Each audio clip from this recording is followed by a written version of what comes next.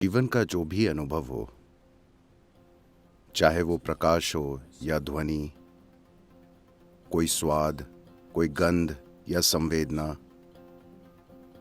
अनुभव का जो भी रूप हो,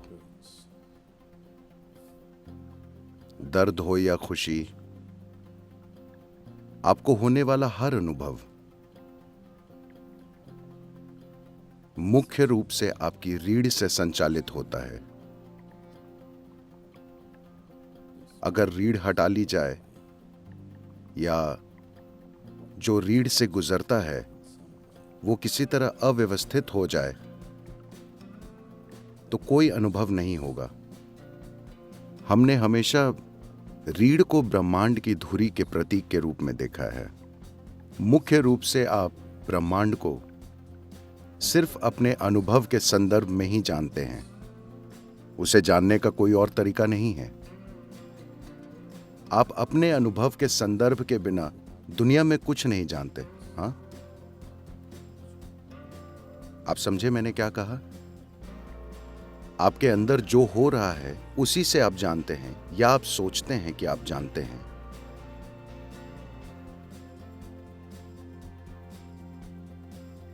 क्योंकि आप अस्तित्व को सिर्फ अपने अनुभव के संदर्भ में ही जानते हैं और आपके अनुभव का आधार वो है जो अभी आपकी रीढ़ से संचालित हो रहा है। तो रीढ़ को ब्रह्मांड की धुरी के रूप में देखा जाता है। आज हम जानते हैं कि पूरा सौर मंडल एक छोटी सी बूंद है इस ब्रह्मांड में। कल सुबह अगर ये पूरा सौर मंडल गायब हो जाए तो कोई बड़ा खालीपन नहीं होगा, बस एक छोटा सा खाली स्थान होगा। बाकी ब्रह्मांड उस पर ध्यान भी नहीं देगा। ये इतना महत्वहीन है। इसलिए योग में वे एक अलग आयाम तक गए और कहा, आपकी रीढ़ ब्रह्मांड की धुरी है। वे इसलिए नहीं कहते क्योंकि वे मानते हैं कि आप ब्रह्मांड के बीच में मौजूद हैं, बल्कि इसलिए क्योंकि आप सिर्फ अपने अनुभव के आधार पर ही ब्रह्मांड को जान सकते हैं और आपके अनुभव का आधार आपकी रीढ़ में है। अगर कोई इंसान वास्तव में चाहता है कि इस धरती पर अपने अनुभव की प्रकृति को 100% तय करे, तो रीढ़ पर थोड़ी महारत हासिल करना जरूरी हो जाता है। जो इंसान अपने अनुभव की प्रकृति हर हाल में तय करता है, वही अपने जीवन की पूरी क्षमता खोजने का साहस करेगा, क्योंकि वो किसी भी चीज में कदम रखने से नहीं हिचकिचाएगा। अगर आपका अनुभव आपको छोड़कर किसी और चीज से तय होता है, तो स्वाभाविक है कि आप कुछ चीजों से बचने की कोशिश करेंगे और कुछ के पीछे जाएंगे। whatever you consider. जिन भी चीजों को आप अच्छे अनुभव को प्रेरित करने वाली मानते हैं, आप उनके पीछे जाएंगे। जो भी चीजें आपके अनुसार बुरा अनुभव उत्पन्न करेंगी, आप उनसे दूर जाएंगे। जब आपकी चेतना में यह विभाजन हो जाता है कि आप अस्तित्व को 2 भागों में बांट देते हैं, तो परम मिलन को जानना अनावश्यक रूप से मुश्किल हो जाता है। खुशी, प्रेम, आनंद पर इतना जोर इसलिए दिया जाता है ताकि आपका अनुभव किसी और चीज से तय न हो। अगर आप यहां बैठकर यह सोच लें कि यह पेड़ आप में अच्छा अनुभव पैदा करता है और वो पेड़ आपके अंदर बुरा अनुभव पैदा करता है, तो स्वाभाविक रूप से आप कभी वहां नहीं जाएंगे। आप बस यहीं घूमते रहेंगे। अभी यही हो रहा है। जीवन के हर पहलू के साथ यही हो रहा है। तो जब आप दुनिया को बांट देते हैं लोग आपको मूर्खतापूर्ण चीजें बता रहे हैं कि आपको अपने दुश्मनों से प्यार करना चाहिए। मुझे नहीं समझ आता कि जीवन को इतना कठिन क्यों बनाया जाए। पहले किसी को दुश्मन बनाओ और फिर उसे प्यार करने की कोशिश करो। ये बहुत मुश्किल है। क्या ये बहुत मुश्किल नहीं है? अगर आप उसे दुश्मन न बनाएं तो ये आसान होगा। उसे दुश्मन बनाओ और फिर उसे प्यार करने की कोशिश करो। ये एक असंभव शर्त है, नहीं? वे हमेशा आपके लिए असंभव चीजें तय करना चाहते हैं ताकि आप लगातार वहां जाएं। चलिए संभावनाओं पर नजर डालते हैं। सिवाय इसके कि आप दुनिया को न बांटें, दुनिया को गले लगाना बहुत मुश्किल है ना? अपनी चेतना में अगर आप बांट देते हैं कि ये मेरा है, ये मेरा नहीं है, तो हर चीज को अपनाने की कोशिश बहुत मुश्किल है। या तो सब कुछ मेरा है या कुछ भी मेरा नहीं है, ये ठीक है। कुछ भी मेरा नहीं है, ये एक मार्ग है, ये ठीक है। या सब कुछ मेरा है, ये ठीक है, ये काम करेगा, ये व्यवहारिक समाधान है। You are my enemy, but I love you. This is very, very difficult. The torture.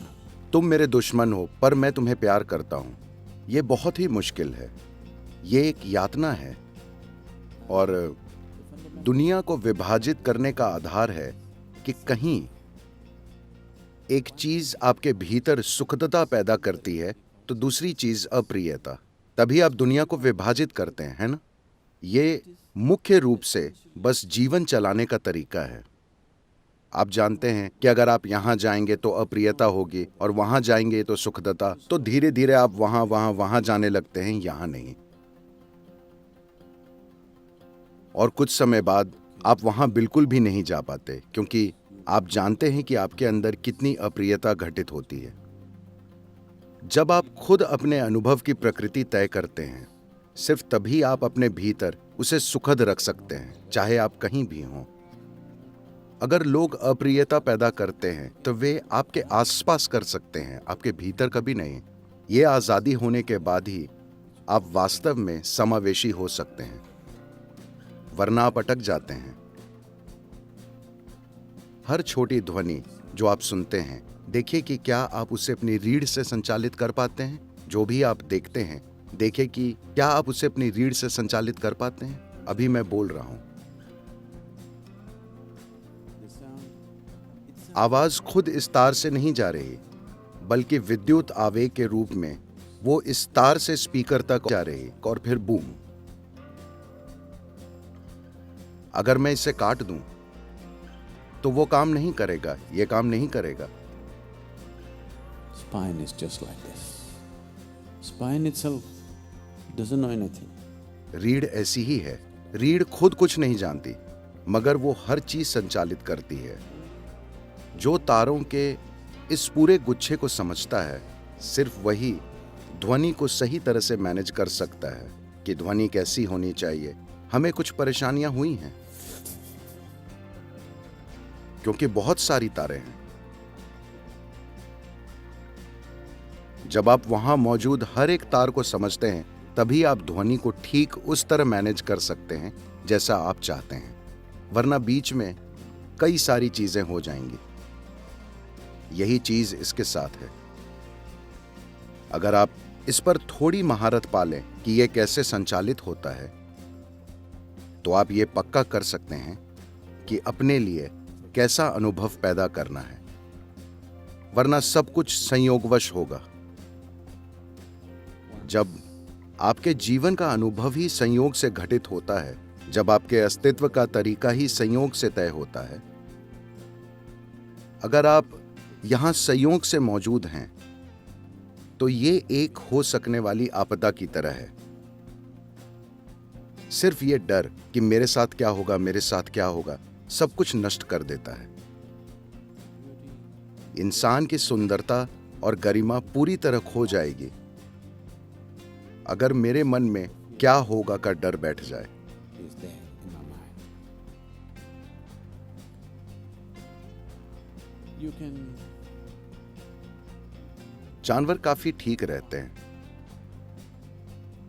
एक लालच है।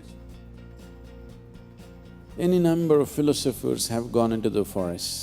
बहुत से दार्शनिक जंगल गए और शांत और सौम्य नहीं कह सकते, जानवरों का शांत प्राकृतिक जीवन देखा। लोग इससे काफी आकर्षित हुए हैं और उन्होंने जंगल जाने और बिल्कुल उनकी तरह जीने की कोशिश की, सरल। ये आकर्षण बहुत बड़ा है मानव समाजों की उथल पुथल के कारण, मगर आपको यह समझना होगा कि यह कभी कारगर नहीं होगा,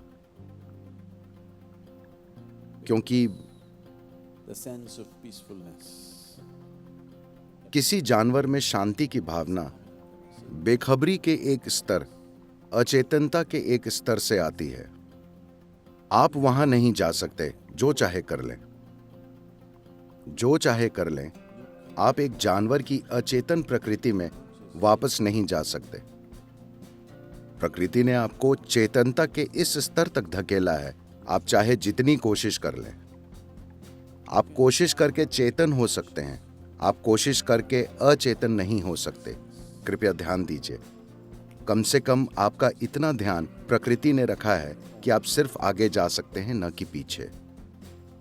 दार्शनिकों और बाकी अलग अलग तरह के लोगों ने इस आशा से जानवरों की तरह सरल जीवन जीने की कोशिश की कि जीवन ठीक हो जाएगा, मगर यह कारगर नहीं हुआ। ऐसा होने की वजह बाहरी स्थिति की जटिलता नहीं है। वजह यह है कि हम अपने अनुभव की प्रकृति को अपने अंदर तय नहीं कर रहे हैं।